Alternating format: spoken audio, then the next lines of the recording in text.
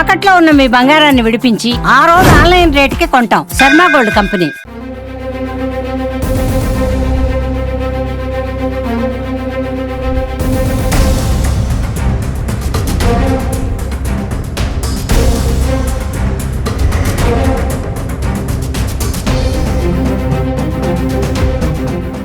వైష్ణవి హత్యకు care of అడ్రస్గా మారిన రంగనాయక స్వామి ఆలయం మన వెనుక వైపు కనిపిస్తుంది. ఇక్కడే ఈ ఆలయం కేంద్రంగానే అమ్మాయి పైన దాడి జరిగింది. ఆ అమ్మాయిని ఇక్కడే కొట్టి చంపేశారు. తర్వాత ఇదే ఆలయం వెనుక వైపున ఉన్నటువంటి చెట్ల పొదల్లో పడేశారు అన్న ఒక ఎక్స్పెక్టేషన్ అయితే పోలీసులు చేస్తున్నారు. దానికి సంబంధించి ఉదయం నుంచి కూడా క్లూస్ టీమ్ మొత్తం కూడా ఇదే ఆలయం పరిసరాలన్నింటినీ కూడా జల్లెడపడుతూ ఉన్నారు. ఏ ఒక్క ఎవిడెన్స్ అయినా దొరుకుతుంది. ఎందుకంటే ఇక్కడే ఆ అమ్మాయి పైన దాడి జరిగింది, కొట్టారు కాబట్టి ఖచ్చితంగా ఓ బ్లడ్ డ్రాప్స్ లేకపోతే అమ్మాయికి సంబంధించినటువంటి ఏదో ఒక వస్తువు ఇక్కడ ఉంటుందని వాళ్ళు సర్చింగ్ చేస్తూనే ఉన్నారు. ఉదయం నుంచి లోపలికి వెళ్ళి చూపించే ప్రయత్నం చేయబోతున్నాం మనం.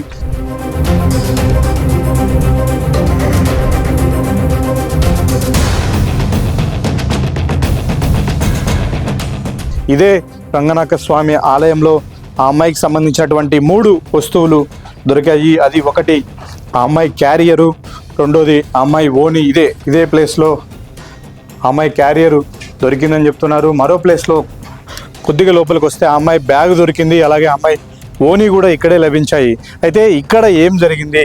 ఆ అమ్మాయిని ఇక్కడే కొట్టి చంపేసిన తర్వాత ఇక్కడి నుంచి తీసుకెళ్ళిపోయారా, లేకపోతే ఇక్కడ ఆ అమ్మాయి అవన్నీ మర్చిపోయి అంటే వేరే చోటికి అవన్నీ వదిలేసి తీసుకెళ్లారా అన్నది ఇప్పుడు మిస్టరీగా మారింది. ఉదయం నుంచి కూడా ఈ రంగనాయక స్వామి ఆలయం పరిసరాలన్నింటినీ పోలీసులు జల్లెడ పడుతూ ఉన్నారు.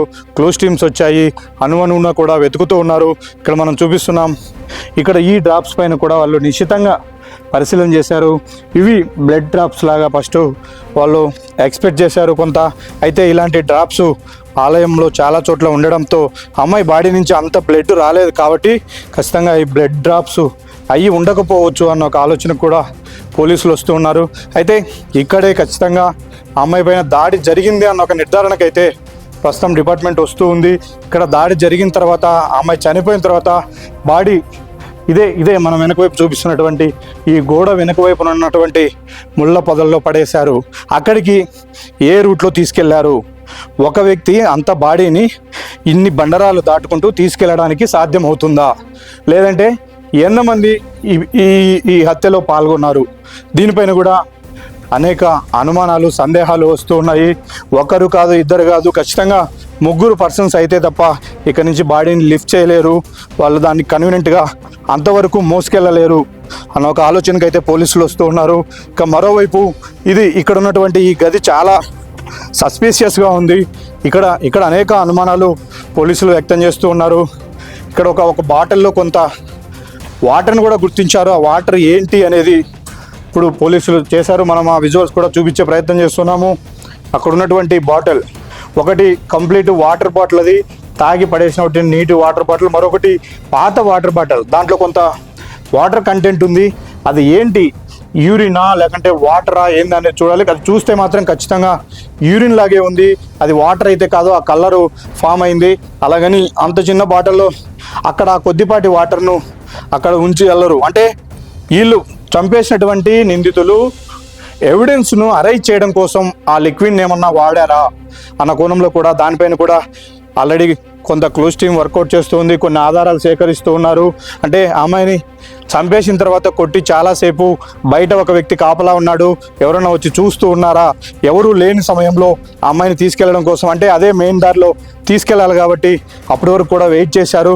అంటే ఇదే గదిలో మనం ఇక్కడ చూపిస్తున్నటువంటి ఇదే గదిలో ఆ అమ్మాయిని ఇక్కడ తోసి కట్టి పడేసిన తర్వాత చంపేసిన తర్వాత ఇక్కడ ఉన్నటువంటి గుహ లాంటి ఈ గదిలోనే పెట్టారు. బయట ఒక పర్సన్ కాపలా ఉన్నాడు, ఇక్కడికి వచ్చి ఎవరు చూడకుండా. అంటే ఇక్కడ ఏదో లవర్స్ లోపల ఉంటే ఒక వ్యక్తి కాపలా ఉన్నట్టుగా సీన్ క్రియేట్ చేశారు. అందుకే తర్వాత కొంతమంది టూరిస్టులు వచ్చినప్పటికీ కూడా అక్కడ చూసే ప్రయత్నం చేయలేదు కాబట్టి అక్కడ సేవ్ చేసుకున్నారు. అలాగే బయట ఒక వ్యక్తి కాపలా ఉన్నాడు. ఈ సరౌండింగ్స్ మనం చూపిస్తున్నాం. ఇదే రంగనాయక స్వామి ఆలయం బయటకు వస్తూ ఉన్నాం మనం. ఇక్కడ ఉన్నటువంటి సరౌండింగ్స్లో ఎక్కడా కూడా జనసంచారం లేదు అని ఇక్కడ కాపలా ఉన్నటువంటి వ్యక్తి నిర్ధారణకు వచ్చిన తర్వాత ఇతను గ్రీన్ సిగ్నల్ ఇచ్చిన తర్వాతే లోపల ఉన్నటువంటి ఇద్దరు కూడా ఆ బాడీని తీసుకొచ్చే ప్రయత్నం చేసి ఇదే మార్గంలోనే మనం ఇప్పుడు చూపిస్తున్నటువంటి మార్గంలోనే వెళ్తూ ఉన్నాము. ఎందుకంటే మొదటిగా గోడపైకి ఎక్కి పైనుంచి పడేసి ఉంటారు అని పోలీసులు ఎక్స్పెక్ట్ చేశారు. కాకపోతే అలా జరిగి ఉండదు. ఎందుకంటే అంత పైనుంచి బాడీని పడేసి ఉంటే మరిన్ని గాయాలు బాడీకి అయ్యిండేటివి. కానీ అలాంటి గాయాలు ఏమీ లేకపోవడం వల్ల ఖచ్చితంగా బాడీని తీసుకెళ్లారు వాళ్ళు మోసుకొని అని చెప్తున్నారు. ఇదే దారిలో మనం ఈ గోడంతా కూడా రంగనాయక స్వామి ఆలయం, ఈ ఆలయం పక్కనే ఉన్నటువంటి దారి నుంచి వాళ్ళు బాడీని తీసుకెళ్లారు.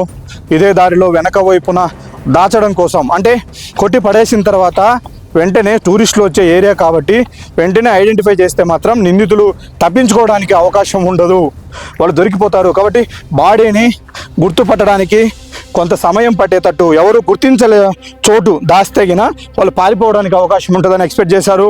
అందుకే ఇదే మార్గంలో తీసుకొచ్చారు బాడీని.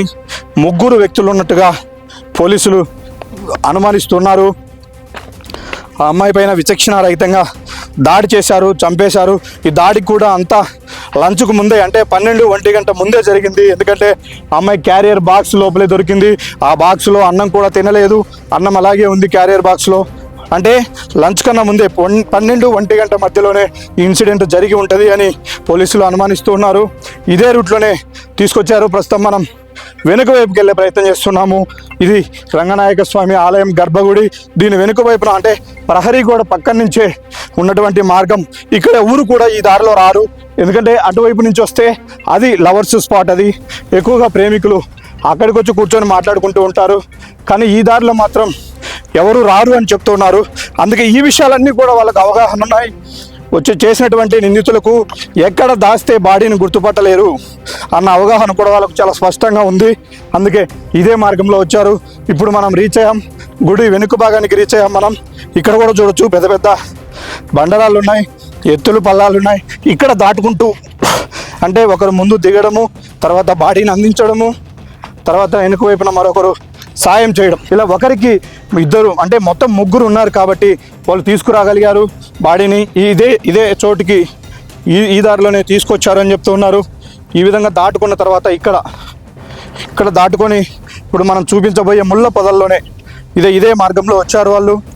ఇక్కడ ఉన్నటువంటి పై భాగం నుంచి వాళ్ళు వచ్చే ప్రయత్నం చేశారు. ఇది అంత కన్వీనియంట్ ప్లేస్ ఏం కాదు, ఇది నడవడానికి చాలా ఇబ్బందికరమైనటువంటి దారి. కానీ అలాంటి మృతదేహము ఎవరు గుర్తుపట్టకుండా ఉండడానికి ఇదే సరైన చోటు అని వాళ్ళు భావించారు. ఇదే మార్గంలో వచ్చారు. పైనుంచి చూశారు వాళ్ళు ఒకసారి, ఇక్కడ ముళ్ళ పొదలు ఉన్నాయి. ఖచ్చితంగా వీటి కింద ఇటువైపు మనం చూపించే ప్రయత్నం చేస్తున్నాం. ఈ ముళ్ళ పొదల కింద డెడ్ బాడీని దాచిపెడితే ఎవరు గుర్తించరు అని వాళ్ళు నమ్మారు. అందుకే ఈ రూట్లో తీసుకొచ్చారు. అలాగే ఇక్కడ మరింత డౌన్ ఉంది. ఇక్కడ కూడా బాడీని ఒకరి చేతుల నుంచి ఒకరు షిఫ్ట్ చేసుకున్నారు. ఈ విధంగా కిందికి దిగి ఒకరి నుంచి ఒకరు బాడీని అందుకున్నారు, కిందికి తీసుకున్నారు. ఇక్కడ మనం ఏదైతే చూపిస్తున్నామో నిన్న మనం చూపించే ప్రయత్నం చేస్తున్నాం. కింది వైపు నుంచి ఏ విధంగా వచ్చి ఉంటారు, ఒక వ్యక్తి అయితే తీసుకువచ్చి ఉండరు అని మనం ఎక్స్పెక్ట్ చేశాం.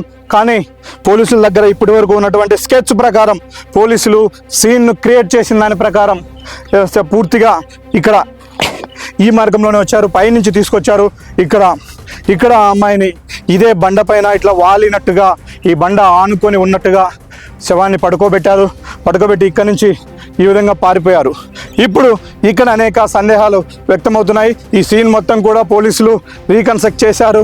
అయితే మరుసటి రోజు ఉదయాన్నే, అంటే సోమవారం ఇన్సిడెంట్ జరిగింది, మంగళవారం ఉదయాన్నే బాడీని వెతికే ప్రయత్నంలో ఆ వైష్ణవి కుటుంబ సభ్యులతో సహా పోలీసులు 2 టీములుగా విడిపోయి రంగనాయక స్వామి ఆలయంలో లెఫ్ట్ సైడ్కు ఒక టీము, అంటే ఇప్పుడు ఎవరైతే ఎక్కువగా ఆరోపణలు ఎదుర్కొంటూ ఉన్నారో అలాగే చిన్న కొండయ్య, వైష్ణవి మరో బ్రదర్ చిన్న కొండయ్యతో పాటు మరికొంతమంది కానిస్టేబుల్ ఇదే దారిలో వచ్చారు. అయితే కానిస్టేబుల్ అక్కడ మనం చూపించే ప్రయత్నం చేస్తున్నాం.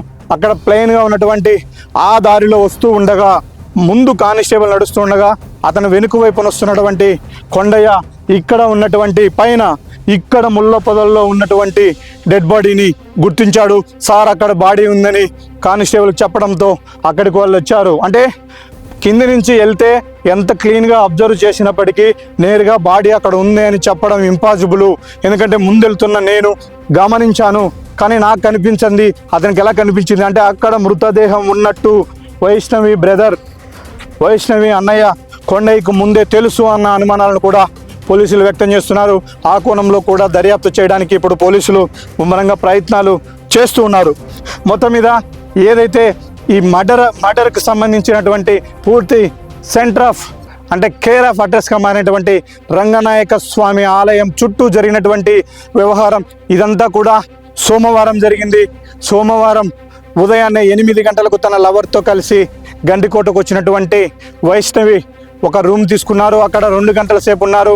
అయితే ఈ విషయం వాళ్ళ కుటుంబ సభ్యులకు తెలిసిందని చెప్పడంతో అదే లవర్ లోకేష్ ఆ అమ్మాయిని తీసుకొచ్చి గండికోట కోట గుమ్మం దగ్గర వదిలేసి రిటర్న్ వెళ్ళిపోయాడు. 6 గంటలకు వచ్చే ఆర్టీసీ బస్సులో తాను తిరిగి ఇంటికి వెళ్ళిపోతానని వైష్ణవి చెప్పింది. అక్కడి నుంచి 6 గంటల వరకు వెయిట్ చేయడం కోసం ఆ అమ్మాయి తన స్కూలుకు తీసుకెళ్ళినటువంటి బ్యాగుతో లోపలికి వచ్చింది. ఇదే రంగనాయక స్వామి ఆలయం దగ్గర ఆ అమ్మాయి పరిసరాలను చూస్తూ తిరుగుతూ ఉంది. దీనికి సంబంధించినటువంటి ఎవిడెన్స్ కూడా అంటే ఎంట్రన్స్లో మాత్రమే 2 సీసీ కెమెరాలు ఉన్నాయి, లోపల ఎక్కడా లేవు. కాకపోతే ఇక్కడికి వచ్చినటువంటి టూరిస్టులు తీసుకున్నటువంటి ఫోటోల్లో వైష్ణవి కదలికలు చాలా స్పష్టంగా కనిపించాయి. 12 గంటల వరకు కూడా వైష్ణవి ప్రాణాలతోనే ఉన్నట్టు పోలీసులు ఆ ఫోటోల ద్వారా వాళ్ళు ఐడెంటిఫై చేశారు. కాబట్టి ఈ హత్యలో లోకేష్ ప్రమేయం లేదు అన్న నిర్ధారణకు పోలీసులు వచ్చారు. అయితే లోకేష్ తన లవర్తో ఇక్కడికి వచ్చినాడని తెలుసుకున్న వెంటనే తన వెనుక సురేంద్ర వెంబడించి రావడం, తర్వాత రోజున అదే కుటుంబ సభ్యుల్లో ఇంకొక బ్రదర్ అయినటువంటి వ్యక్తి డెడ్ బాడీని గుర్తించడం, ఇవన్నీ కూడా కుటుంబం వైపు నుంచి పోలీసులకు కలుగుతున్నటువంటి అనుమానాలు. ఆ కోణంలో ఇప్పుడు విచారణ చేసే ప్రయత్నం అయితే చేస్తూ ఉన్నారు.